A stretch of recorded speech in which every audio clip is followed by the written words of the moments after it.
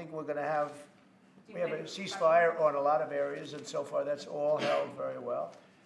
And getting that ceasefire, you know, they had a lot of guns pointing at each other. You had some soldiers, unfortunately, surrounded by other soldiers, and they are going to be, I believe we're going to have, pretty soon have a full ceasefire, and then we're going to have a contract. And the contract's being negotiated, the contract in terms of dividing up the lands, et cetera, it's being negotiated as we speak.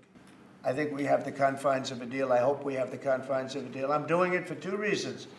Number one, and by far most importantly, thousands of young people, and they're not American people, they're Russian and they're Ukrainian, are being killed every week, thousands a week.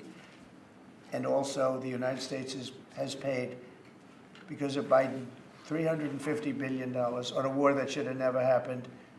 If we had a competent president in this, sitting right here, that war would have never happened. It would have absolutely never happened with me. And it didn't happen. For 4 years, it didn't happen. NATO is something that I saved. NATO was gone until I came along. In fact, the previous Secretary General, very good man, both of them are good. The current man is fantastic. But both of them have said, if it wasn't for Trump, you wouldn't even have a NATO, because we were paying the cost of almost all of the countries. And now they're paying. I said, we're not going to do this. We're not going to continue. You hurt us on trade. You do bad things on trade. And then on top of it, we're supposed to pay for your military.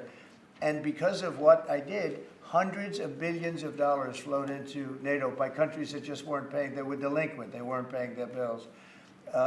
So NATO is solid. They're strong. But they have to treat us fairly.